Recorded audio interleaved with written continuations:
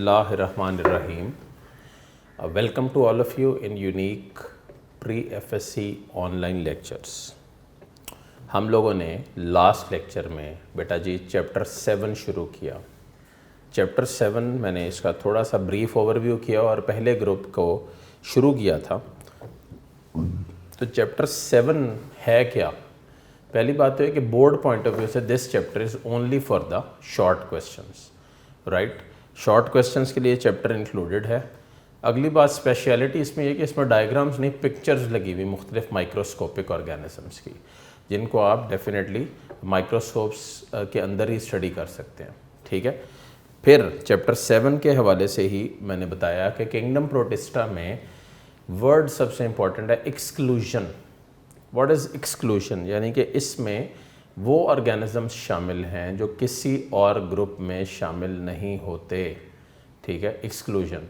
और इस kingdom protista को जब आप क्लासिफाई करके पढ़ते हो तो इसमें चंद पॉइंट्स जो आप पढ़ रहे होते हो, उनमें जो मेन पॉइंट था वो ये था कि they have evolve from prokaryotes. They are what? They are simple unicellular, colonial और इवन सिंपल मल्टीसेलुलर ऑर्गेनिजम्स। फिर मैंने आपको बताया कि 1861 में जॉन हॉग ने प्रपोज़ किया था इसको कि ऐसा किंगडम बनना चाहिए। 1866 में अर्नेस्ट हैकल ने क्रिएट तो कर दिया, लेकिन उसके अंदर ही प्रोकैरियोट्स का भी एक ग्रुप मौजूद था, ठीक है। फिर 1938 में हर्बर्ट कोपीलैंड एक बंदा था, ही केम फॉरवर्ड, उसने किंगडम प्रोकैरियोट्स को सेपरेट यानी कि अलहदा कर दिया फ्रॉम द प्रोटिस्ट, ठीक हो गया। तो अब हम पहुंचते हैं इसके बाद उसकी मेन डिवीजन्स के ऊपर या मेन ग्रुप्स के ऊपर। तो किंगडम प्रोटिस्टा के 4 मेन ग्रुप्स हैं। पहला हमने शुरू किया है अभी प्रोटोजोन्स, जिनको क्या बोलते हैं? Animal like protist. तमाम यूनिसेलर होते हैं और इसके अलावा ये इंजेक्शन करते हैं एंडोसाइटोसिस के ऊपर। एंडोसाइटोसिस बेटे क्या होता है?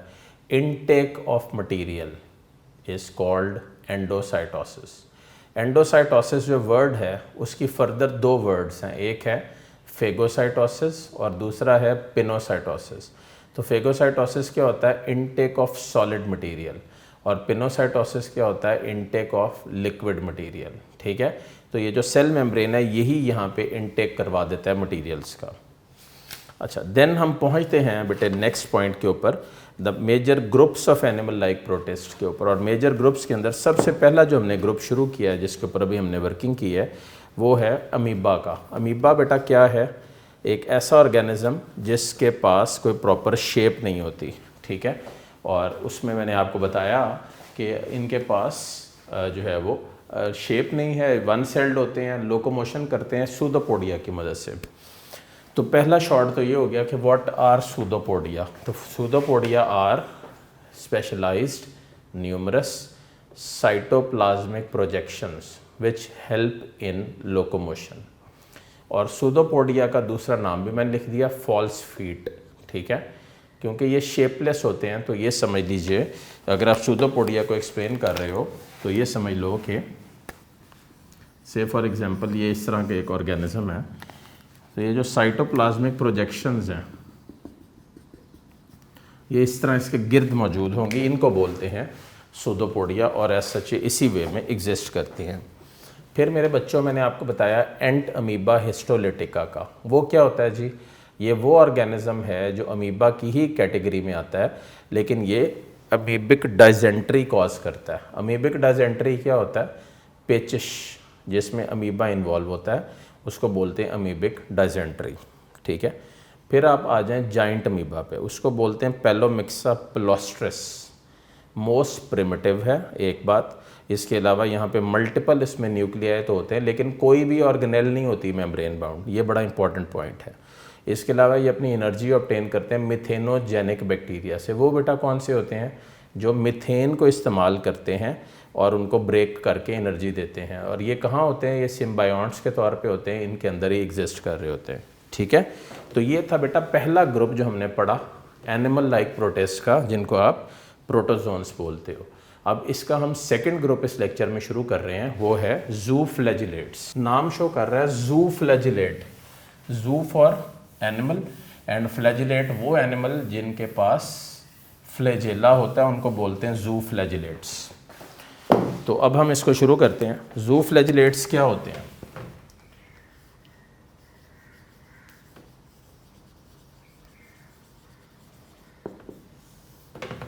दीज, मैं ये लाइन बता भी दूं, these protist are mostly unicellular, ठीक है, अ फ्यू आर कलोनियल। तो मोस्टली ये जो हैं ये यूनिसेलुलर हैं और इनमें से चंद जो हैं वो फ्यू वो कलोनियल हैं, यानी कि महल्ले की फॉर्म में एग्जिस्ट कर रहे होते हैं। बात यहीं पे ख़त्म नहीं होती, इनकी शेप पे आ जाते हैं। इनकी शेप वाइज स्फेरिकल या एलोंगेटेड होते हैं बॉडी में, यानी कि लंबे होते हैं। जिनको वर्ड के मतलब नहीं आते वो वर्ड के मतलब बेटे साथ साथ लिखें। अच्छा, देन इनके पास सिंगल सेंट्रल न्यूक्लियस होता है, ठीक है, एक सिंगल सेंट्रल न्यूक्लियस यहाँ पे मौजूद होता है। फ्लैजिलेट्स, नाम ही शो कर रहा है, flagellates move by the help of flagella. What is flagella? Whip like structure. Bacteria में मैंने पढ़ाया था, बैक्टीरिया में it rises from basal body, ठीक है, और ये बेसिकली फ्लैजेला एंटीरियर एंड के ऊपर लगा होता है और फ्लैजिलिन प्रोटीन से मिलकर बना है। किससे मिलकर बना है? फ्लैजिलिन प्रोटीन से, ठीक है। अच्छा, ये तो इसकी मूवमेंट होगी। लोकोमोशन किसकी मदद से करते हैं? फ्लैजेला की मदद से। नेक्स्ट, इसके अलावा फ्लैजिलेट्स खाना कैसे लेते हैं? फूड इंजेशन से, ठीक है, इंजेस्ट करते हैं खाने को, इनटेक करते हैं खाने को, तो इसको बोलते हैं इंजेशन। कैसे? लिविंग से या डेड से? They obtain their food either from living organism और डेड ऑर्गेनिज्म। कैसे? Where they act as decomposers, ठीक है, डीकम्पोजर्स के तौर पे एक्ट करते हैं और खाने को एज सच ऑब्टेन करते हैं। अच्छा, किस तरह एग्जिस्ट करते हैं? फॉर्म्स इनकी क्या है?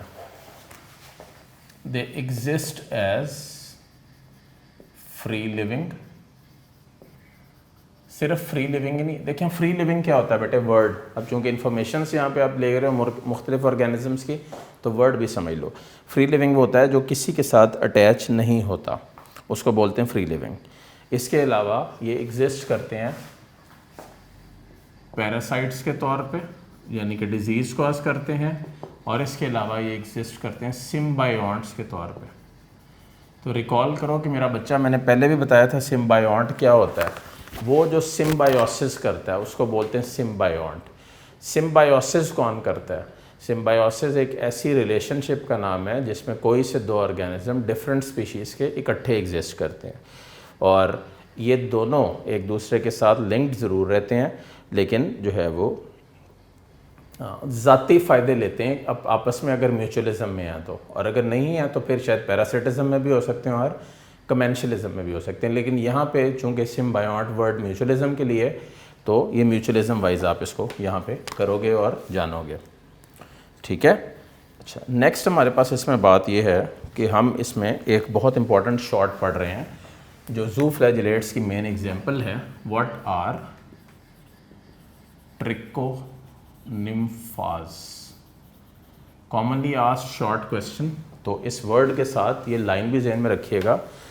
दे are complex specialized flagellates with many flagella. ये रहते कहाँ पे हैं? They live as symbionts in the guts of termites and help in the digestion of dry wood. ये रहते हैं एज सिम्बायोंट्स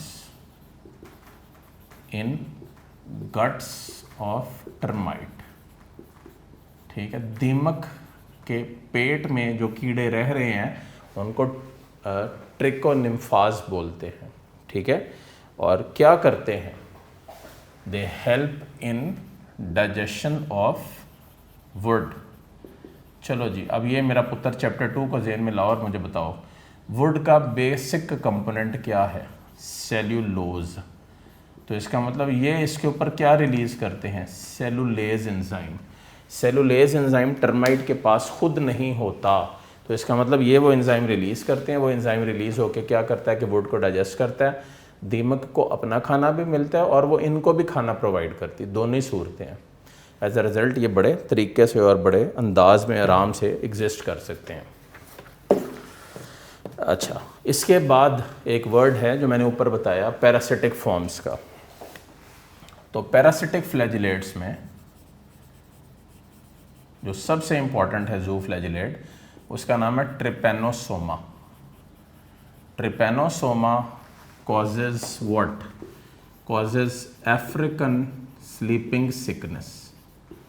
ये क्या होता है जी? अफ्रीका में बीमारियों की शरह बहुत कॉमन भी है और बहुत डिफरेंट भी है। अफ्रीका में इनफैक्ट जो बीमारियां बेटे एग्जिस्ट करती हैं वो रेस्ट ऑफ द वर्ल्ड में बहुत कम एग्जिस्ट करती हैं। अब आप सोचो कि वजह क्या है? पावर्टी, डेवलपमेंट का ना होना, तालीम का ना होना, हाइजीनिसिटी ना होना और ऐसा गुर्बत सबसे बड़ा मसला है। तो अफ्रीकन स्लीपिंग सिकनेस में क्या होता है कि एक तो बुखार बहुत तेज़ हो जाता है और सेकेंडली नींद बहुत ज़्यादा आती है, मदहोशी की कैफियत हो जाती है जिस्म पे, जिसकी वजह से वो इंसान जिसको ये होता है अगर वो इसको ट्रीट ना करवाए, यूजुअली कॉन्गो में, नाइजीरिया में, इस तरह के मुल्कों में होता है, तो अगर वो इंसान इसको ट्रीट ना करवाए तो डेफिनेटली उसकी डेथ भी हो सकती है इसकी वजह से। ठीक है, तो याद रखिएगा इसको। तो अफ्रीकन स्लीपिंग सिकनेस का वेक्टर पूछ लेते हैं। African sleeping sickness is caused by Trypanosoma. लेकिन अगर एमसीक्यू आए the vector of African sleeping sickness, तो उसका नाम है सेटसी फ्लाई। अगर इसको आप ऐसे ही पढ़ें तो ये दूर से लग रहा है टसी टसी फ्लाई, लेकिन क्या है कि टी साइलेंट है तो इसलिए इसको आप क्या बोलोगे? Tsetse fly. ठीक है, this is what? This is the vector of African sleeping sickness. अब मुझे बताएं वेक्टर क्या होता है? Carrier. The vector of corona virus is which of the following? Human beings. इंसान ही दूसरे इंसान को कोरोना वायरस लगा रहा है। चाइना में आया था, दुनिया ने एहतियात नहीं की, सारी दुनिया लपेट में आ गई, सारी दुनिया की इकॉनमी तबाह हो गई, लोग बेरोज़गार हो गए, लोगों को समझ ही नहीं आ रही कि वो क्या करें, कारोबार तबाह हो गए, बढ़ता गया। इसका वेक्टर कौन है? इंसान। मलेरिया का वेक्टर कौन है? Anopheles mosquito. अफ्रीकन स्लीप, मच्छर काटता है आपको मलेरिया हो जाता है, ये इसका वेक्टर है। अफ्रीकन स्लीपिंग सिकनेस का वेक्टर कौन है? सेटसी फ्लाई। समझ गए मेरी बात? इस तरह वेक्टर्स को आप डिफाइन करते हो, carriers basically. Now frequent board का short question, what are choanoflagellates? H silent है, अगर एच के साथ पढ़ोगे तो च्वानो पढ़ा जाएगा।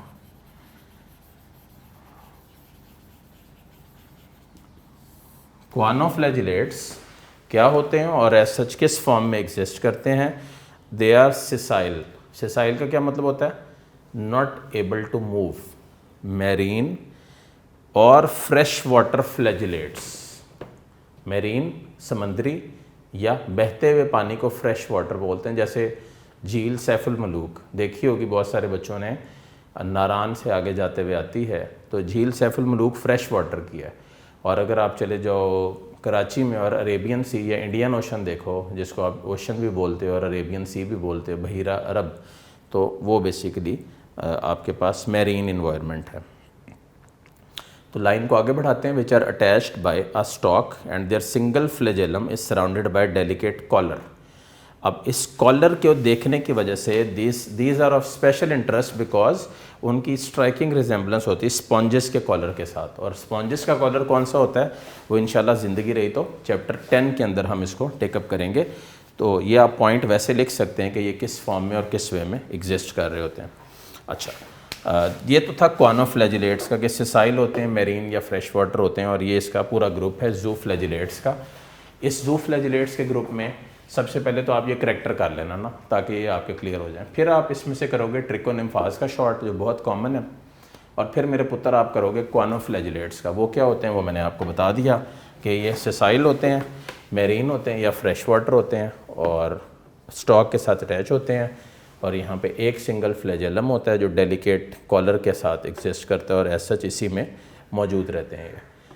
अब हम बढ़ते हैं आगे और हम शुरू करते हैं next short question and next group of animal like protozoans या एनिमल लाइक प्रोटिस्ट इज सिलिएट्स। बेटे नाम शो कर रहा है, सिलिएट्स क्या होते हैं?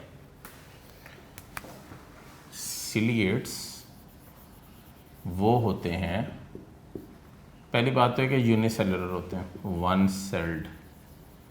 ठीक है, तमाम प्रोटोजोन ग्रुप सारे यूनिसेलुलर हैं, तो ये बात यहाँ पे क्लियर कर लें। इन ये सिलिएट्स के जो आउटर मार्जिन होता है, मैं आपको बना के दिखाता हूँ। एक कॉमन सिलिएट जो आपकी जूती से रिजेंबल करता है लाइक दिस इज पैरामीशियम। ठीक है, नाम सबको पता है मेरे बच्चों को, पैरामीशियम। इसके आउटर कवरिंग को बोलते हैं pellicle. Outer flexible covering is known as pellicle. और इस कवरिंग के साथ यहाँ पे बड़ी तादाद में फ्लेक्सिबल कॉन्ट्रैक्टाइल आउटग्रोस मौजूद होती हैं, इनको बोलते हैं सीलिया। ठीक है, we have made cilia on the outer margin. और ये जो सरफेस है पेलिकल की, it is covered by several thousand fine thread like structures called cilia. पहले एमसीक्यू चैप्टर 4 के साथ लिंक कर रहा हूँ। सीलिया किस प्रोटीन से बने हैं? सीलिया बने हैं एक्टिन प्रोटीन से। एक्टिन प्रोटीन क्या है? कॉन्ट्रैक्टाइल प्रोटीन है जो हमारी बॉडी में भी मौजूद है। एक्टिन और मायोसिन दो मेन प्रोटीन है और कोलेजन मोस्ट अबंडेंट प्रोटीन है जो इंसान की बॉडी में भी मौजूद होता है। अच्छा, द सीलिया बीट्स इन सच अ वे, ये लाइन बड़ी अच्छी है, पढ़िएगा इसको गौर से, that in such a coordinated fashion that organism can go forward, can also go back and turn around. कैसे? देखें, समझें इसको। जब सीलिया बीट करते हैं, सीलिया जाते हैं सारे पीछे को, पैरामीशियम जाता है आगे को। ठीक है, सीलिया किधर को एकदम टर्न करके ऐसे पीछे को जा रहे होते हैं, पैरामीशियम आगे को जा रहा होता है। तो ये आप इसको बीटिंग मूवमेंट या एज सच इस वे में एक्सप्लेन भी कर सकते हो और बता भी सकते हो। ठीक है, अच्छा, तो नेक्स्ट पॉइंट क्या है इसकी? लोकोमोशन। क्या ये लोकोमोट करते हैं? The answer is majority of it locomote, but some ciliates are sessile. Sessile होते हैं, इसका मतलब नॉट एबल टू मूव, तो अपनी जगह पे पड़े रहते हैं और रॉक्स, पत्थरों के साथ या बहुत सारी सरफेसेस के साथ अटैच होते हैं। तो फिर सोचने की बात है कि इनको खाना कैसे मिलता होगा। होता यह है कि खाना वाटर करंट्स के अंदर इनकी तरफ ट्रेवल करते हुए आता है, ये उस खाने को रिसीव करते हैं और फिर एज सच उसी को यूज़ करते हैं। ठीक है, अच्छा जी, ये बताइएगा कि सिलिएट्स खाते क्या हैं? Most of the ciliates ingest bacteria या अदर टाइनी प्रोटिस्ट्स। तो खाते क्या हैं? नॉलेज वाइज जान लीजिए।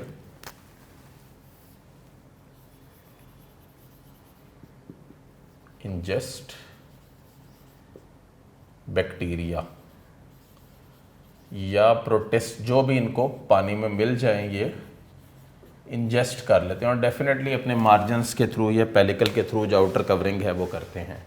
अब MCQ, water regulation in fresh water ciliates. Water regulation किसमें? Fresh water ciliates. ठीक है, occurs by the help of contractile vacuole. What is that? Contractile vacuole. Contractile vacuole is a special organelle responsible for regulation of water in freshwater ciliates. ठीक है, now come to the nuclei. Ciliates बाकी protozoan से बेटा बहुत different हैं। कैसे? Ciliates बायन्यूक्लिएटेड होते हैं। Very important point. What does that mean? इनके पास दो न्यूक्लियस हैं, एक है मैक्रोन्यूक्लियस जो ग्रोथ और डेवलपमेंट के लिए ज़रूरी है, और दूसरा है माइक्रोन्यूक्लियस जो सेक्सुअल रिप्रोडक्शन के लिए ज़रूरी है। ठीक है, एक क्या है मैक्रोन्यूक्लियस जो ग्रोथ और डेवलपमेंट के लिए ज़रूरी है, दूसरा कौन है माइक्रोन्यूक्लियस जो सेक्सुअल रिप्रोडक्शन के लिए बहुत ज़रूरी है। अच्छा, अगर ये देखा जाए डेफिनेटली यहाँ पे तो ऐसा चिस्रा मौजूद नहीं है, बट अगर देखा जाए तो एक थोड़ा सा साइज़ में बड़ा बना लीजिए और एक छोटा सा बना लीजिए, तो ये माइक्रो होगा और वो मैक्रो होगा। ठीक है, सिंपल एज दैट। अच्छा, अब most ciliates are capable of sexual process, कौन सा? ज़्यादातर सिलिएट्स एक प्रोसेस करते हैं, उसको बोलते हैं कॉन्जुगेशन। रिकॉल करो मेरे बच्चों, मैंने आपको पहले भी बताया था कि कॉन्जुगेशन है क्या। स्पेशल टाइप है सेक्सुअल रिप्रोडक्शन की जिसके अंदर दो स्पीशीज़ एक दूसरे के क्लोज आती हैं, ठीक है, उसके सीलिया इंटेंगल होते हैं और वो अपना जेनेटिक मटेरियल, से फॉर एग्जांपल ये डोनर है और ये रिसिपिएंट है, डोनर से रिसिपिएंट में ट्रांसफ़र कर देती हैं। ठीक है, इसको बोलते हैं conjugation. It is a special type of sexual reproduction in which the two individuals come together and exchange their genetic material। याद रहेगा, कॉमन बोर्ड का MCQ यहाँ से देखें। इस चैप्टर की एक और स्पेशलिटी ये है कि इसमें जितनी भी रेड लाइंस लिखी हुई बच्चे वो लाजमी करनी सब ने। जैसे कॉमन MCQ रेड लाइन से बता रहा हूँ, common example of a sessile ciliate is stentor.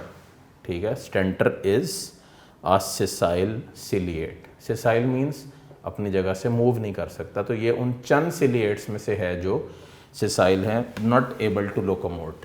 ठीक है बेटा, ये आपके पास हो गए इसके पॉइंट्स। अब हम बढ़ते हैं नेक्स्ट ग्रुप ऑफ प्रोटोजोन्स की तरफ।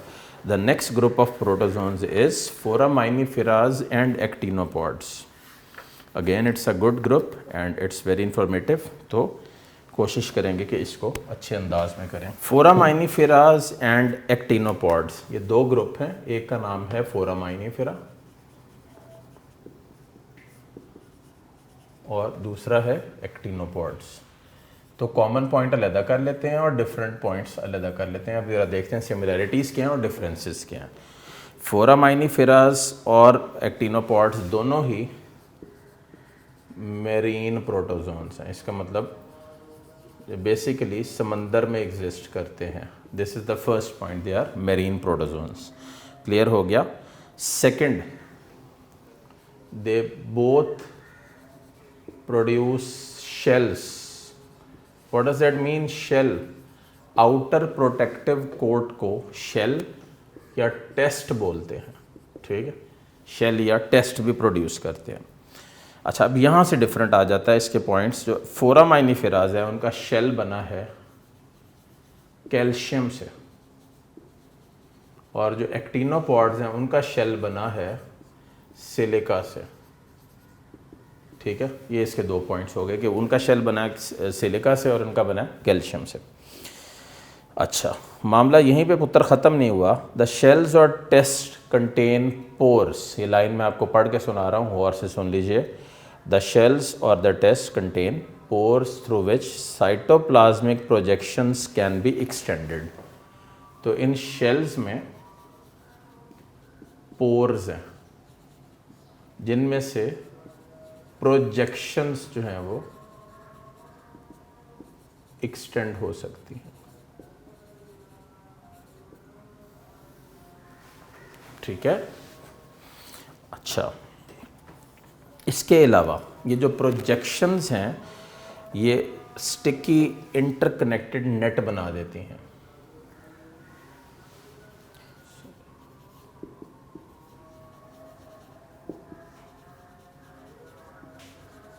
ठीक है, ये जो बेटा नेट बनता है, सिमिलर पॉइंट,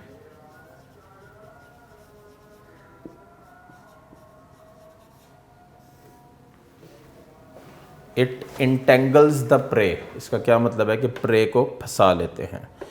ठीक है, तो ये तो इनके पॉइंट्स थे। अब यहीं पे एक और मेन पॉइंट आ जाता है, उसका नाम है या उसका एक शॉर्ट क्वेश्चन है, व्हाट इज ग्रे मड। ठीक है, what is grey mud. So definition इसकी लिख लीजिए। सबसे पहले ग्रे मड क्या होती है और एज सच किस फॉर्म में एग्जिस्ट करती है और है क्या। It is accumulation of dead, definition लिख लें, it is accumulation of dead foraminiferas which have sunken to the bottom of the ocean where their shells form a grey mud that is transformed into chalk. So ये basically क्या है, ये एक basically आप समझ लो कि मिक्सचर है dead फोरामाइनिफेरास का जो मरने के बाद चले गए हैं समंदर की तह में और वहाँ पे जाके फिर ये ग्रेजुअली ट्रांसफॉर्म हो गए हैं चॉक में। और डेफिनेटली जब ट्रांसफॉर्म हो जाएंगे तो फिर क्या होगा, ये बड़े बड़े डिपॉजिट्स चॉक के, कैल्शियम के बना देंगे। अगर एक्टिनोपॉड्स होते तो फिर क्या होता, सिलिका होता उसमें, लेकिन ये फोरामाइनिफेरा है तो यहाँ पे क्या है, कैल्शियम। रेड लाइंस देखें, see point, radiolarians are actinopods with glassy shells.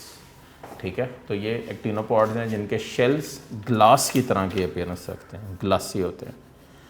Now the last group of protozoans जिसके ऊपर मैं आपको पॉइंट टू पॉइंट शुरू करवा रहा हूँ उसका नाम है एपीकम्प्लेक्सन्स। अब ये क्या होता है जी, एपीकम्प्लेक्सन्स।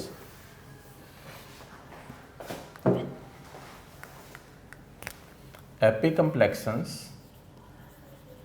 Is a large group of parasitic protozoans.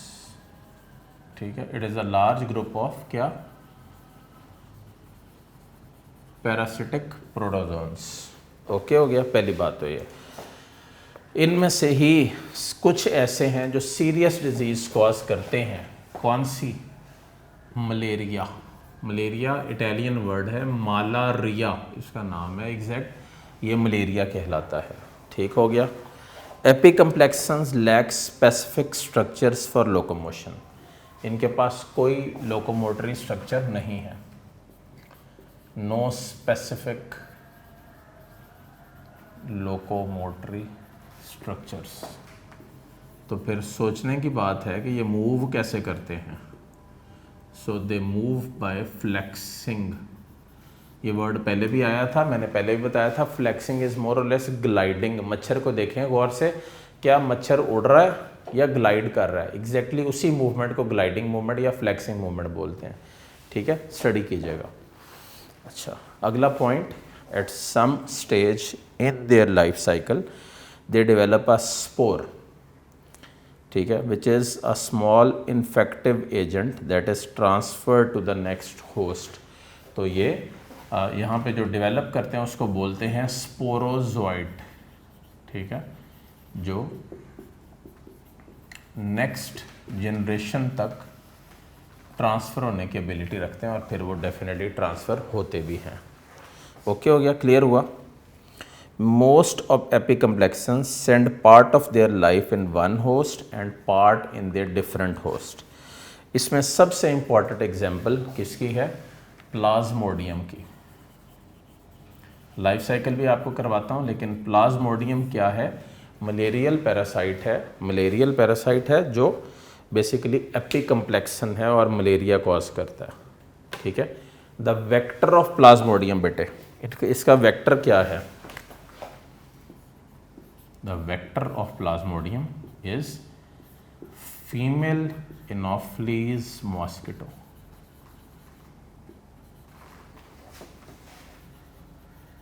तो गर्ज है कि फीमेल से बच के रहें, जब ये काटेगी तो खून चूस लेगी और आपको बीमारी दे देगी।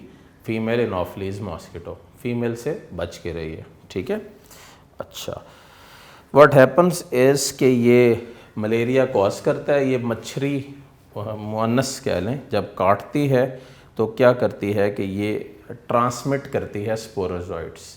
वो एंटर होते हैं लिवर सेल्स में और वहाँ पे वो कन्वर्ट हो जाते हैं मीरोजोइट्स में, और मीरोजोइट्स क्या करते हैं, मलेरियल अटैक कॉज करते हैं। Common short question, list a few major symptoms of malaria. तो फ्यू मेजर सिम्टम्स क्या हैं, सिम्टम्स ऑफ मलेरिया वो क्या हैं बेटा, मलेरिया के मेन सिम्टम्स में नंबर 1 चिल्स है, हाई फीवर कितना 104 degree Fahrenheit and above, nausea plus vomiting भी होती है इसमें। नोज़िया होता है मतली की फीलिंग, और वॉमिट तो आपको पता ही है उल्टी आ गई है, नोज़िया में मतली की फीलिंग्स जारी रहती हैं। ठीक है, तो ये इसकी मेन अलामात हैं। इसके अलावा यहाँ पे चिल्स है, हाई फीवर है, नोज़िया वॉमिटिंग है, बॉडी एक्स बहुत ज़्यादा होती हैं, एंड अबव ऑल इन सब सिम्टम्स के रिकरेंट अटैक्स बार बार होते हैं। यानी कि इंसान को एकदम तेज़ बुखार होता है, सर्दी लगती है, जिस्म कांपने लगता है, थोड़ा टाइम गुजरता है वो दोबारा नॉर्मल हो जाता है, फिर थोड़ा टाइम गुजरता है वो फिर नॉर्मल हो जाता है। इस तरह वो बार बार उसके ऊपर मलेरिया का अटैक होता है। तो इंशाल्लाह नेक्स्ट लेक्चर में हम लोग एपिकम्प्लेक्शंस में जो कॉमन एग्जांपल है प्लाज्मोडियम की, उसकी लाइफ साइकिल बेटा पढ़ेंगे। अब मेरे बच्चों ने करना ये है कि red lines short question, long question तो है नहीं इसमें से, शॉर्ट क्वेश्चन, रेड लाइंस, इन सब के पॉइंट्स बना के नोट कर लेना अपने पास, और फिर एज सच उसको इस्तेमाल करना है जब भी आप इस लेक्चर को गो थ्रू करेंगे। तो नेक्स्ट कॉन्टीन्यूटी होगा इस लेक्चर की, उसमें हम प्लाज्मोडियम की लाइफ साइकिल पढ़ते हुए फिर एलजे और प्लांट लाइक प्रोटिस्ट की तरफ चले जाएंगे। मेरे बच्चों, नमाज़ पढ़ के दुआ करो और मुझे अपनी दुआओं में याद रखो। इंशाल्लाह लाइव लेक्चर्स में भी इसी तरह मुलाकात हो। अपना बहुत सारा ख्याल रखिए। अल्लाह हाफ़िज़।